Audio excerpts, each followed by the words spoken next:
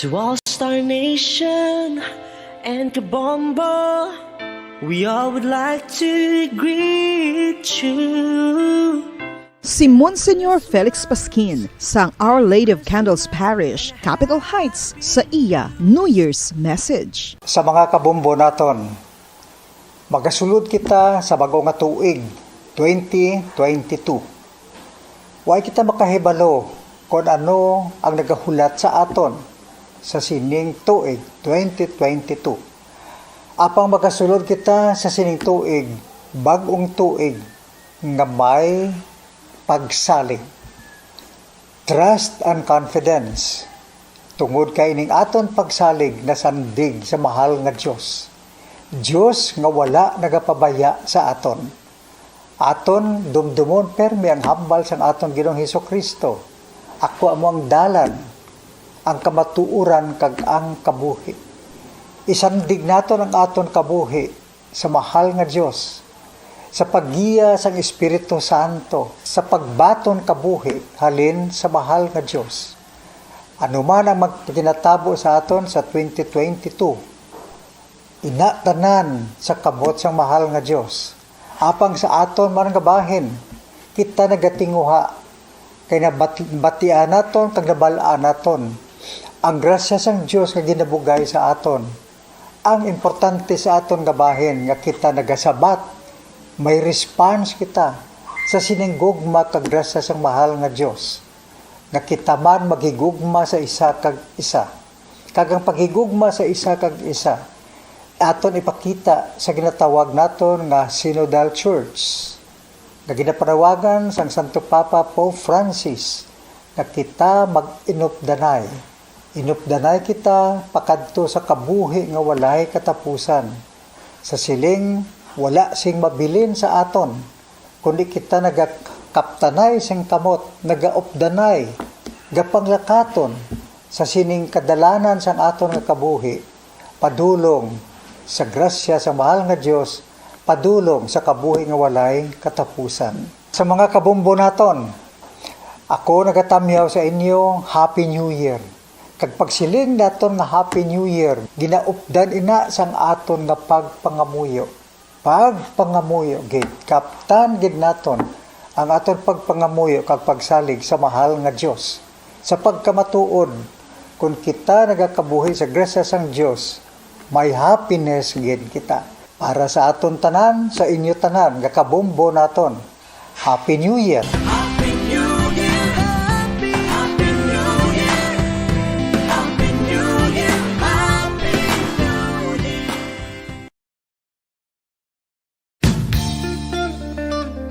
Isa ka bala sa may hinuptanan nga ido, mangin responsable nga dog owner. Bilang nagapanag-iyas ang ido, siguraduhon nga ang mga ini ang regular nga nabakunahan batok sa rabies. Ipaidalom ini sa mandatory registration. Siguraduhon nga hindi ini manginlayaw o kon magsigilagaw o kon libot sa mga kalye o kon sa anuman nga mga public places. Imo man responsibilidad nga mapag-groom ang mga ini, matagaan sa bastante nga pagkaon kag shelter. Responsibilidad mo bilang pet owner nga gastuhan ang anuman nga gastuhon medikal sa tion nga makakagat ang imo ido. Rabies is preventable. Mangin responsable nga dog o kon pet owner.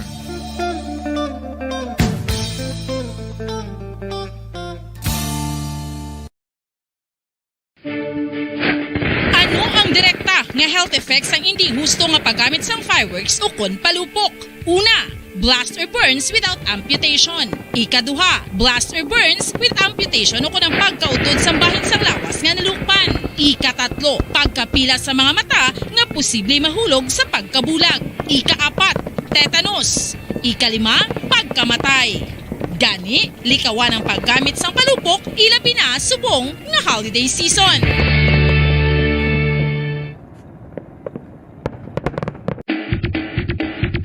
Mga kabombo, subong nga holiday season, madamo gid ang pagkaon apang ano bala ang dapat himuon kung may matabo sang suspected foodborne illnesses. Kung may matabo nga suspected foodborne illnesses, dapat i-preserve ang mga ebidensya. Kung may bahin sang suspected food nga nabilin, taguon ini. Putson sang maayo kag ibutang sa freezer. Magpabulong sa gilayon. Kung ang sintomas nagapadayon o kung nagalala, gilayon nga magkadto sa doktor agod magpakonsulta. Hindi man magkalipat nga i-report ang insidente sa local health department.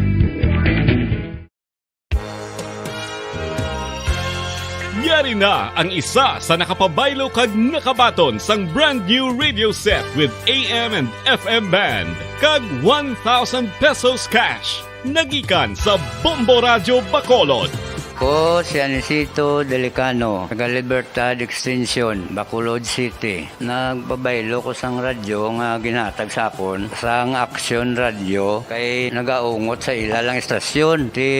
Hindi ko kapamati sang iyasang bumbo, mga lapit naman sa katuig ni nga ginatag nila sa akon. Amo na mo lang ni ang imo nga mamatian ang Action Radio lang. Amo ini nga radyo ang ginapangatag nila. Gindala ko di sa bumbo kay pabayluan ko sang iyasang bumbo nga radyo nga wala sa ungot sa isa lang ka estasyon. Kag manami kay bag-o, kag wala guba, may suga pa. Kag ang 1,000 nga ginatag sang bumbo, mapasalamat gid ko kay may nagbakal na kusudan. Sing una ga vendors ko ti kay ginkakasama kami sa Libertad, di way nako kan sa balay na lang ang akon bata ang mga nagasuporta sa akon. Bakal ko bulong may may apo ko kag taas akon sugar. Nga pasalamat gid ko sa Bombo Radio sang ginatag nila nga 1,000 kag ang radyo. Salamat gid. Basta Radio Bombo number 1.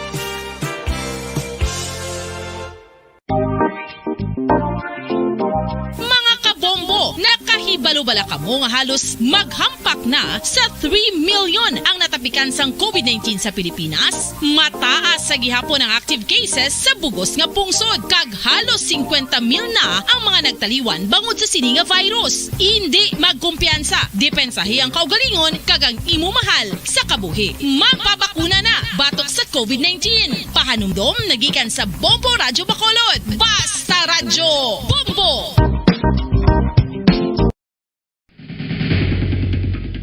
Ang food safety ang nagagarantiya nga ang pagkaon hindi makatugas sang anuman nga halit sa consumers o kung makakaon sini, samtang ini ang ginahanda o kung nakaon. May ara man sa ginatawag. And Kabombo, we all would like to greet you. A Merry Christmas, and a Happy New Year. Seen and heard. Now fully digitalized in Negros Occidental. This is Bombo Radio Bacolod. Happy New Year, Happy New Year, Happy New Year, Happy New Year.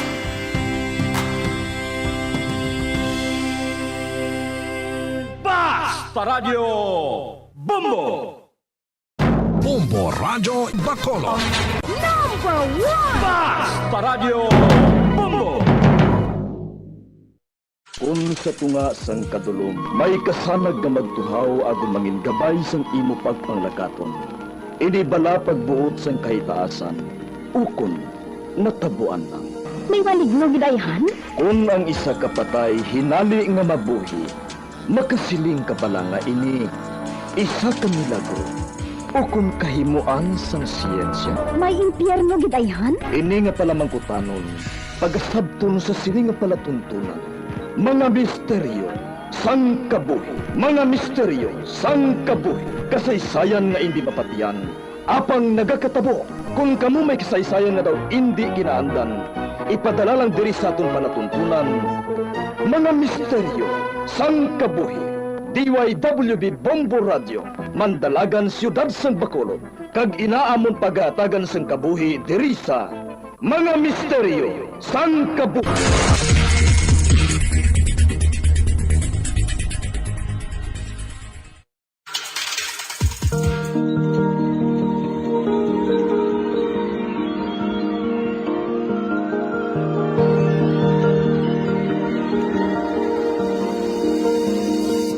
Kagkaroon sa kasagpon sa taon matahong sa kilanon sa isatong palatuntunan, mga misteryo sa kabuhi.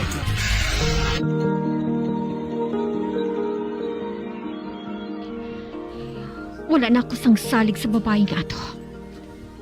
Matapos ang natabo sa subha.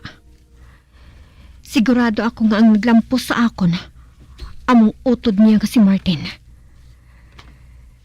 Kag sigurado nga ginplano nila ato nga mag-utod. Kag sa bulig ni Natasha, agud nga magdaog ang plano niya. Agud nga patyon ako. Siya ang nag-insister nga pangitaon ko ang panyo niya. Ay, labi nga nagabakod ang akong pangduha-duha nga si Martin amo naghalit sa akon. Kay hindi siya kaupod sang duha sa nagbalik sila sa nahamtangan namon ni Ramoncito. Tungod bala kay hindi nila ako mapalin sa akong trabaho bilang manunodlo ni Lucia, nagdesisyon na lang sila nga patyon ako. Sigurado ka bala nga maayo ka na gid, Pedro? Sigurado gid, senyorita. Naaman, may isugo ka bala sa akon? Aba, wala na. Tiyo na sang akon pagpahuway. Kag ikaw man, hindi mo dapat nga busuhan ang lawas mo. Kay base kung maglain naman sa hinali ang pamatsyag mo. Sige na, magtulog ka na Kay magwa na ako diri sa kwarto mo. Apang pangako mabalik ako kung makabugtaw ka na. Sige Sige magwa na ako.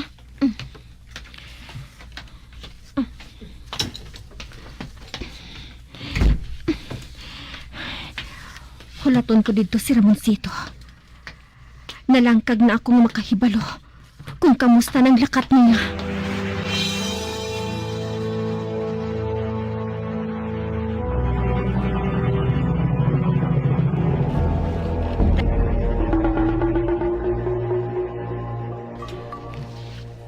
Ari na ako. Pasensya ka na nga nandugayan ako sa pagbalik, ha? Ano ka bala? Wala sang kaso. O ti ano? Kamustang lakat mo? Anong natabo? Matawhay ang pagkuha ko sa iya sang dugo. Kag ginasiguro ko sa imo nga wala sang may nakahibalo. Salamat. Sa kwarto ko na lang iniusisaon para nga wala sa makakita sa akon. Madali lang, ha? Kay ihatag ko sa imo ang vial kag dagom.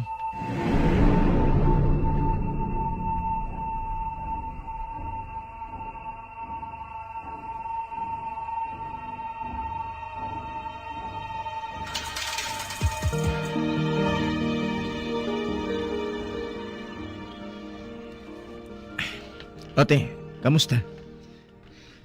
Wala ko sa nakita ang reaksyon. Kanugon sang kabudlay mo. Aba, hindi. Wala ka sang dapat nga kanugunan. Kag nga anak kasiling kasi na. Karon, makapatod ka na kung sino ginapangita mo sa sininga panahon. Kag kung hindi ako mahimo magsala, si Martin ina. Ina man ang pagpati ko. Nakaibalo ka bala kung diin siya nagkadto? Suno sa nabatian ko sa ilan ni Leonardo kag Natasha, nagkadto si Martin sa banwa. Ginduaw niya si Padre Silvano. Ginduaw naman niya ang pari. Tagsa nga may bakante siya nga oras. Kinakadtuan niya ang pari. Amog siya sina karelihoso. Ay, duda na ako. Kag tagsa nga maglakat siya sa simbahan, madugayan pa siya kag makabalik. Nga hinali ka lang nga naurungan. May napinsaran ako. Ano ina? Ramoncito, makadto kita sa banwa. Bantayan naton si Martin. Kay kung basihan naton ang pagduaw niya kay Padre Silvano, kalabanan niya pauli niya, antes ang panyagpon. Kag mahimo naman kita liwat sang ginbuhat ko, para nga makuhaan sang dugo si Natasha nga hindi siya makatalupangod kung sino ako. Tod, madulo mang palibot. Kag luwas na, hindi niya pagpinsaron nga ato kita dito nga duha, sa amo nga lugar, kag sa amo sina nga oras. Husto ka. Kuna mo, hindi na kita mag-usik sang tion. Dali na. Mabantay kita sa masakyan naton nga kalisa.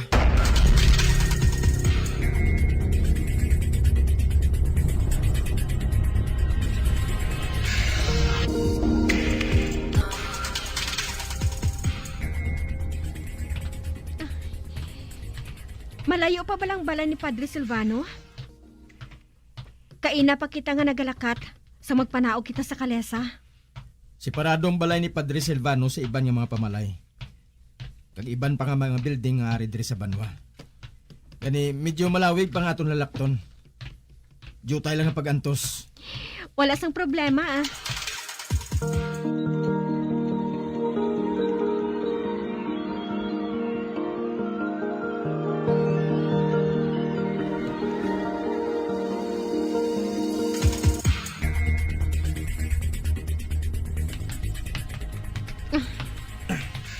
Ari na kita. Amoy ng balay ni Padre Silvano. Manugtunod ng adlaw kang nakaabot kita ba? Oh, nagbukas ang pertahan. Dali, palipod sa mga tanong. Oh,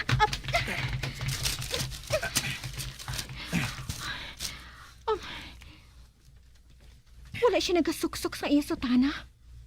Sa baylo. Nagasuksok siya sa kamiseta. Kag nakapantalon.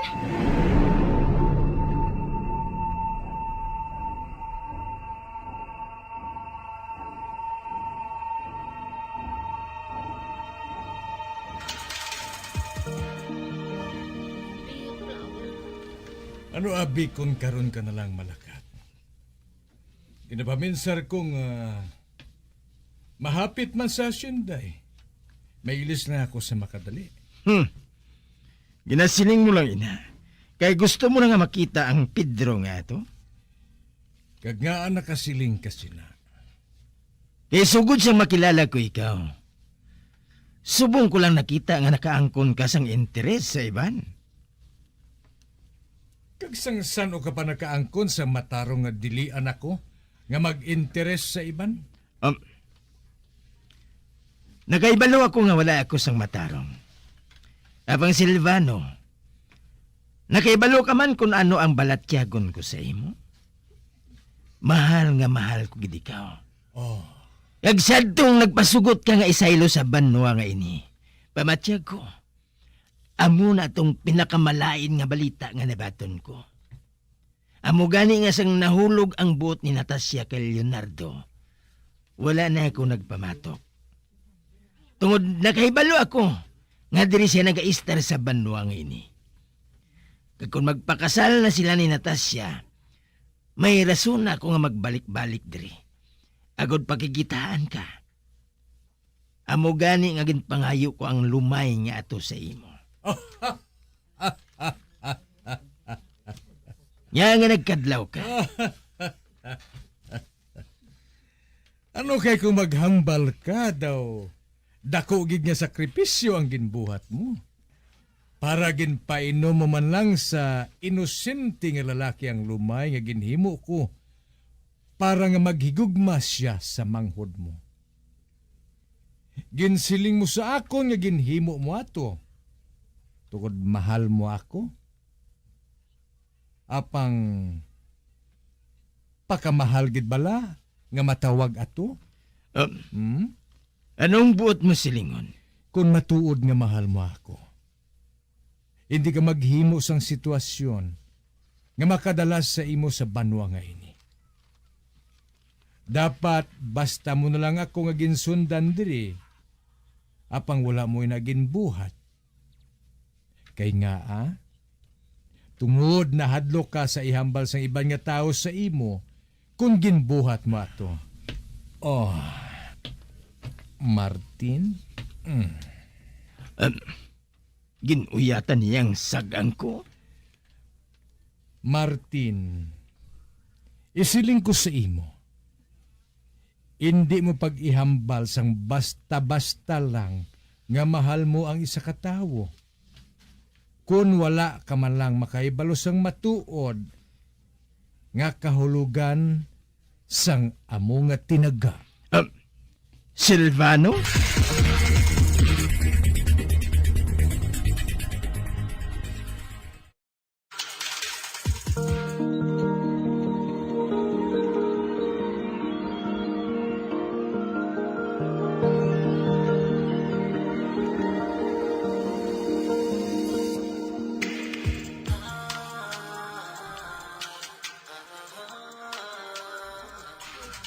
Silvano, palihog. Hindi ka na lang magpangakig sa akon. Matuod ka ginahigugma ko ikaw.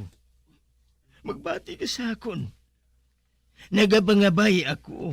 Shh! Hindi mo kinahanglan nga maghibi. Bisan paano, ginkabig ko na gid man ikaw nga special sa kabuhi ko. Kag isa ka pamatuod dira, amo ang pagpabilin mo nga buhi. Sa piyak sang nahibalaan mo sa akon, matuod nga pagkatao. Gani, hindi ka na magsagad sang pisngo-pisngo dira, ha? Kay base ko matak-anak ko, nga hindi ko na ikaw pagkabigon nga espesyal. Kag hindi ko na ikaw kinahanglan.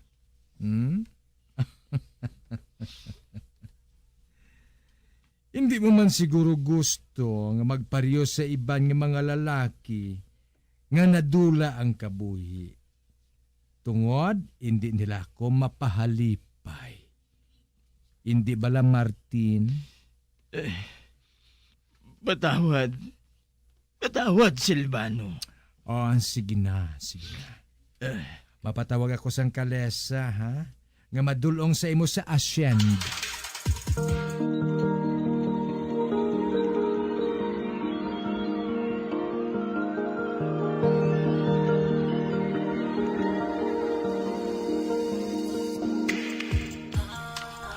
Diyos ko, doon hindi ako makapati sa nabatian ko sa ilang nga duha. Dali na. Malay na kita, Dre. Kinanglan nga makapauli na kita. Hindi mahimo nga magpasayang-sayang kita, Dre. Kaya sigurado nga dakpon kita sa mga gwardya sibil. Dito kita madiretso sa payag ko. Dito naton hambalan ang dapat naton ibuhaton. Ilabi na sa nabatian naton sa ilang nga duha.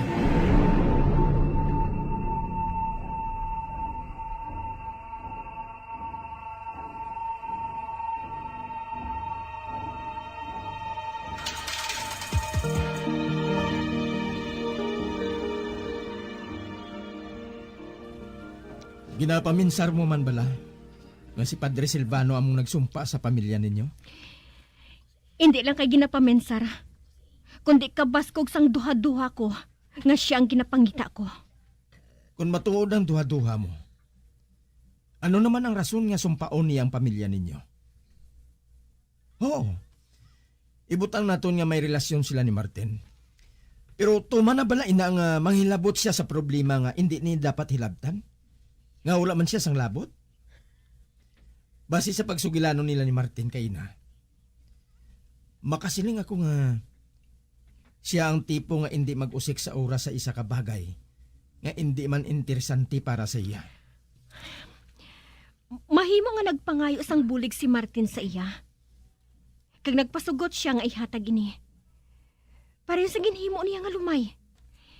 Ina lang napinsaran ko nga mahimo niya nga rason. Apang kun ano pa ina, hindi gihapon magbago ang pagpati ko nga siya ang rason sang tanan nga problema. Ibutang naton nga amoy ng kaso. Apang ang hindi ko ginmaangpan. Amo nga, kun nga ang nagdangat gid dira ang tanan. Amo gid sinakadako sang handom ni Martin nga magpabilin sa banwa nga ini. Kung nga ang nagpangayo gid siya sang bulig kay Padre Silvano para isumpang pamilya nga tukuron nila ni Karina kay Leonardo.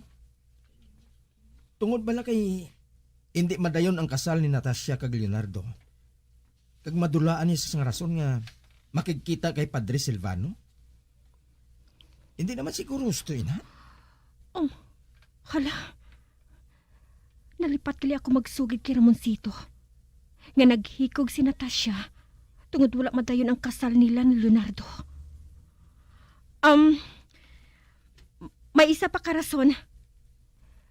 Mahimo agin buhat niya ato agud nga magtimalos. Ano? Suno sa mga istorya nga ginpasa-pasa sa mga henerasyon sa amon pamilya, naghikog si Natasha. Tungod wala madayon ang ila kasal ni Leonardo. Gani ginsumpa ni Antonia ang pamilya namon. Kung basihan naton ang tanan nga mga bagay nga nahibalaan naton, wala sang ikasarang si Antonia agud nga maghatag sang sumpa. Nagapati ako nga nagpangayo sang bulig si Martin kay Padre Silvano agud itimalos ang utod niya. Manginmatay si Natasha tungod Tungod lang sa kapaslawan kay Leonardo? Sa pihak sang imo nahibalan, wala ka balas ang ginaplano nga buhaton agud nga bag-ohon ang nadangtan ni Natasha? Kag anong gusto mo nga buhaton ko? Ang pabayan nga makasal si Leonardo kag Natasha? Kag hindi mabunag ang akon amay? Ang utod ko? Kag ang iban panamon nga paryente? Ginasiling mo bala nga para maluwas siya? Pwede lang nga hindi mabunag ang manghal ko sa kabuhi? Kuna mo, pasensya ka na Ramoncito. Tungod hindi ko inapagbuhaton. Bahala na kung pensaron mo nga kaugalingon ko lang ginapamensar ko. Nga malain ako nga klase sang tawo. Apang hindi ko mahimo nga ibutang sa alang-alang ang kabuhi sa mga tawo nga malahalon sa akon para lang nga luwason si Natasha. Kagunpunggan mo ako, hindi ako magduha-duha nga kontrahon ka. Gusto ka? Pasensya ka na, ha? Ginhambal ka ang tanan nga to. Nga wala gin paminsar ang mangin epekto sini sa sitwasyon mo. Kag tungod sa kakulangan ko sang konsiderasyon, nahambal ko ang tanan nga to. Mapatawad mo kung tani ako. Mabalik na ako sa mansyon. Dire ka na lang magtulog sa payag. Ramoncito?